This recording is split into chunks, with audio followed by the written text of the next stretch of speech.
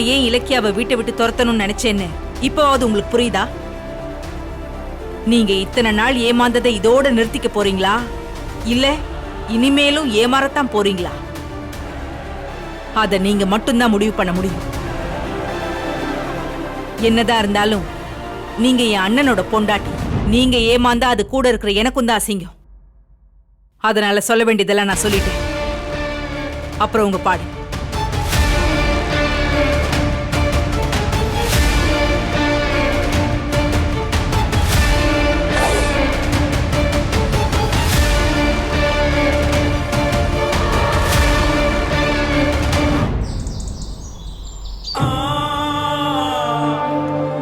கூடிய சீக்கிரம் நீங்க பெத்த பையனை கண்டுபிடிச்சு உங்களோட சேர்த்து வைக்கிறேன்.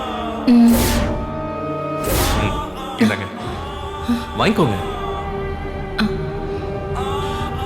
எதுக்கு இந்த ஸ்வீட் எல்லாம்? என்ன விசேஷம் கௌதம்? நான் உங்களுக்கு புள்ள மாதிரின்னு சொல்லிட்டேன். அப்ப புள்ள அம்மாவை நல்லா கவனிச்சுக்கணும்ல, அதான் ஸ்வீட் வாங்கிட்டு வந்திருக்கேன். சாப்பிடுங்க. நீ என் புள்ள மாதிரி இல்ல, என் புள்ளையேதான். கடவுளே, கடைசி வரைக்கும் நான் கௌதம்க்கு அம்மானு தெரியாமலே செத்துருவேனா? என் மேல நீ கருணை காட்ட மாட்டியா?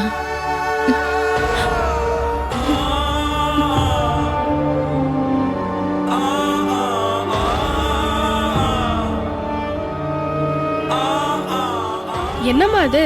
கொடுத்த சாப்பாடு தட்டுல அப்படியே இருக்கு. டைமுக்கு போட வேண்டிய மாத்திரையை சாப்பிடாம வச்சிருக்கீங்க, என்னாச்சு? எனக்கு எதுவுமே வேண்டாம். வேணாமா? ஏன் வேணாம்? நேரத்துக்கு சாப்பாடு மாத்திரையே சாப்பிடலன்னா எப்படி குணமாகும்? எனக்கு உடம்பு குணமாகவே வேண்டாம். நான் இப்படியே இருந்து சீக்கிரமா செத்து போறேன். ஏமா இப்படி பேசுறீங்க? டாக்டர் ரவுண்ட்ஸ் வர நேரத்துல சாப்பிடாம இருந்தீங்கன்னா என்னதான் திட்டுவாங்க? ப்ளீஸ் சாப்பிடுங்க. வேண்டானா விடுங்களேன்.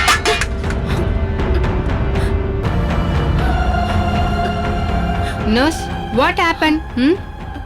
ஏமா சாப்பாடை தட்டி விட்டீங்க? சாப்பாடு மாத்திரை எதுவுமே வேண்டாம்னு சொல்றாங்க.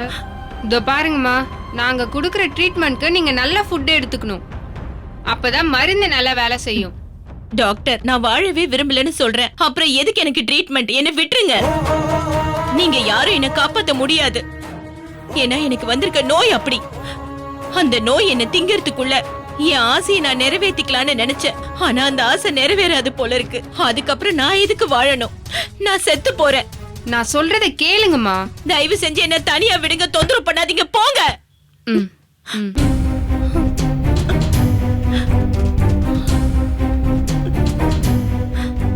டாக்டர், இதோ பாருப்பா, அந்த அம்மா விரக்தியில எதுவும் சாப்பிடாம கலாட்டா பண்ணிட்டு இருக்காங்க. இப்படி பிடிவாதம் பிடிச்சா உடம்பு நிலைமை இன்னும் மோசமாயிடும். எடுத்து சொல்லி சாப்பிட வைங்க.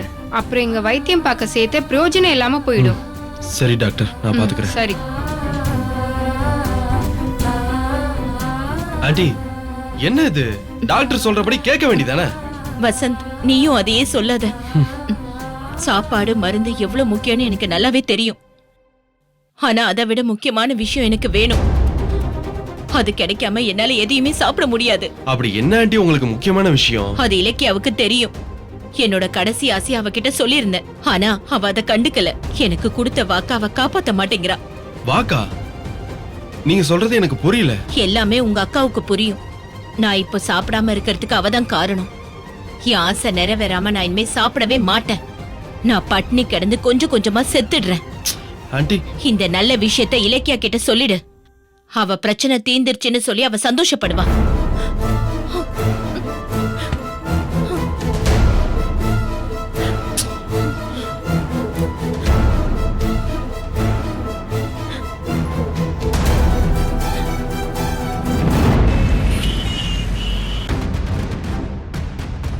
நீங்க கோயிலுக்கு போற விஷயத்த அஞ்சலி கிட்ட சொல்லி அவளை இலக்கியா தான் அங்க வர வச்சிருக்கா.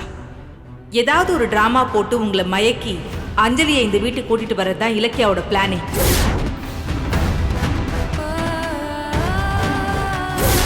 ஏன் இப்படி டிராமா போடணும்? ஏன்னா நீங்க அஞ்சலியை ஏத்துக்காம போயிடுவீங்களோன்னு பயப்படுறா. அதனாலதான் மறைமுகமா உங்களை ஏமாத்தி அவ மாமா பொண்ண வீட்டுக்குள்ள கொண்டு வர பாக்குறேன். இந்த இலக்கியா வரட்டும், ரெண்டுல ஒண்ணு. இன்னைக்கு நான் அவளை கேக்குற கேள்வியில அவ எல்லா உண்மையும் சொல்லணும். அத்தை, வாமா, உனக்காக தான் காத்துட்டு இருக்கேன். நீ என்னமோ பெருசா வந்து ஐயோ அத்தை, நான் சொல்றது கொஞ்சம் கேளுங்க. உங்ககிட்ட பேசணும், உள்ள வாங்க. நான் உன்கிட்ட பேசணும். அத்தை ப்ளீஸ் அத்தை, நான் அர்ஜென்ட்டா பேசணும், நீங்க உள்ள வாங்க. ஏய். வாங்க அத்தை, உள்ள வாங்க. என்ன இருங்க பண்ற? சொல்றேன். ஏய், என்ன வாங்க. என்ன பண்ற? கைய விடு. எதுக்கு இப்ப கதவை சாத்துன?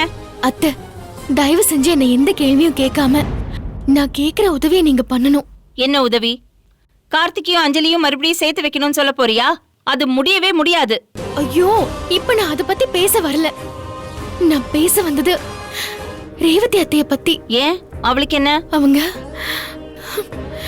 அவங்க சீக்கிரம் உயிரை விட்டுருவாங்க போல இருக்கு. ஏன்? என்னாச்சு?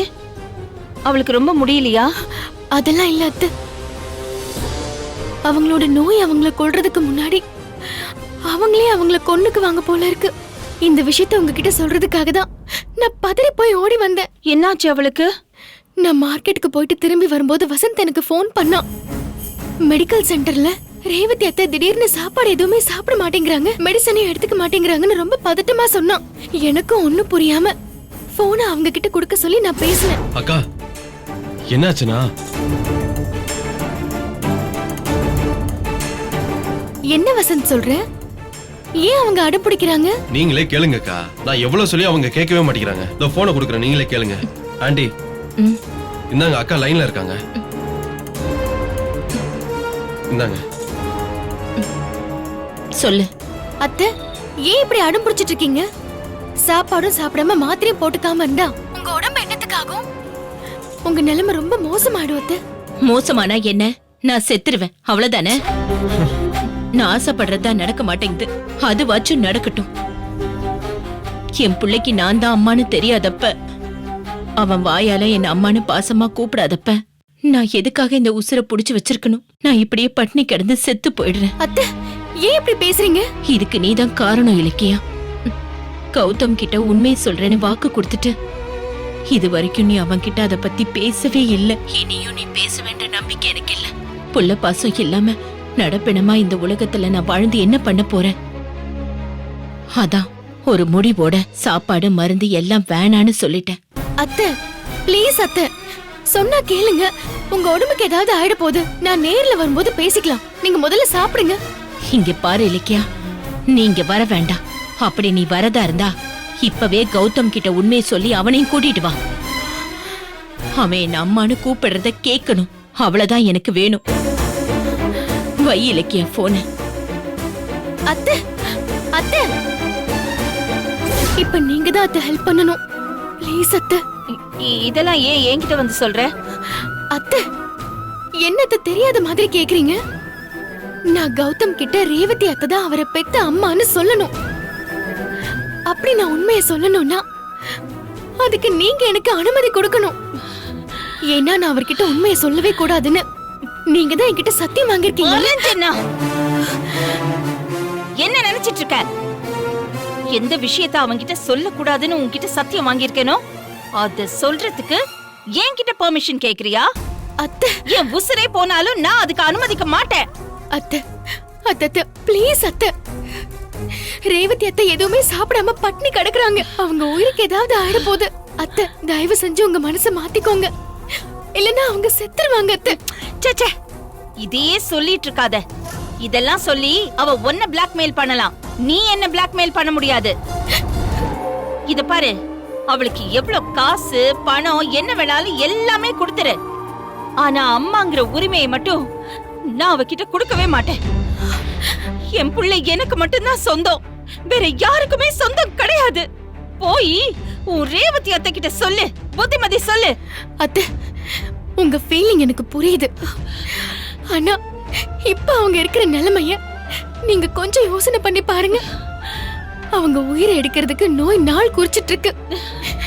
எப்ப என்ன ஆகும்னே தெரியாது. இனிமே கௌதமோட அம்மாங்கிற உரிமையை கொண்டாடி அவங்க ஒன்னும் சாதிக்க போறது இல்ல. இருக்கிற மீதி நாளையாவது அவங்க சந்தோஷமா வாழ்ந்துட்டு போட்டுமே. அத நீங்க ஏன் அத தடுக்கிறீங்க? இலக்கியா, என்ன இப்படி ஒரு குடும்பக்காரி மாதிரி பார்த்துட்டு இருக்க? இல்ல அத்தை, நீ அந்த ரேவதி பத்தி மட்டும்தான் யோசிப்பியா? என்ன பத்தி யோசிக்க மாட்டியா? கௌதம் கௌதம் பச்சை குழந்தைய ஆசிரமத்துல இருக்கும்போது நான் அவனை தூக்கி என் மார்ல போட்டுக்கிட்டப்போ என் விரல அப்படியே கெட்டியா புடிச்சுக்கிட்டான். உங்க மாமா கூட குழந்தைய கேட்டாரு, எங்க குழந்தைய கொடுத்தா அழுதுருவானோன்னு சொல்லி நான் குழந்தைய யார்கிட்டயும் கொடுக்கல, வீட்டுக்கு அப்படியே கூட்டிட்டு வந்தேன். இந்த நிமிஷம் வரைக்கும் என் விரல கெட்டியா புடிச்சுக்கிட்ட அந்த குழந்தைய தான் நான் கௌதம பாத்துட்டு இருக்கேன்.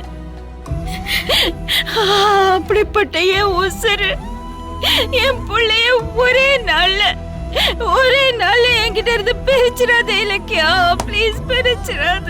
அத்தை அழாதீங்க அத்தை. அத்தை ப்ளீஸ். கௌதம பெத்த அம்மா ரேவதி அத்தை தாங்கிற ரகசியத்தை சொன்னா அது நம்ம 4 பேருக்கு மட்டும் தானே தெரிய போகுது. அதுக்கு ஏத்த நீங்க கவலைப்படுறீங்க? நீ என்ன பைத்தியம் மாதிரி பேசிட்டு இருக்க? என் புள்ள மனசுல இன்னொருத்தி அம்மாங்கிற நினைப்பு வந்தாலே நான் அணுவா செத்துருவேன். என் பிள்ளைக்கு நான் மட்டும்தான் அம்மா, நான் மட்டும்தான், வேற யாரும் கிடையாது. என்ன இருந்தாலும் நான் வளர்த்தவ தானே, அவதானே பெத்தவ. அந்த பாசத்துல கௌதம் ரேவதியோட போயிட்டான்னா அந்த வேதனைக்கு என்னோட சாவுதான் பதில் சொல்லும். அத்தை அப்படியெல்லாம் எதுவுமே நடக்காது அத்தை. நீங்க பயப்படாதீங்க அத்தை. அப்படியெல்லாம் நடக்காதுன்னு உன்னால உறுதியா என்கிட்ட சொல்ல முடியுமா? சத்தியம் பண்ணி கொடுக்க முடியுமா?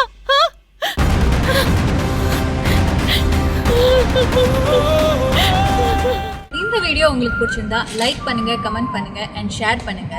மறக்காம சரிகமா டிவி ஷோஸ் தமிழை சப்ஸ்கிரைப் பண்ணுங்க.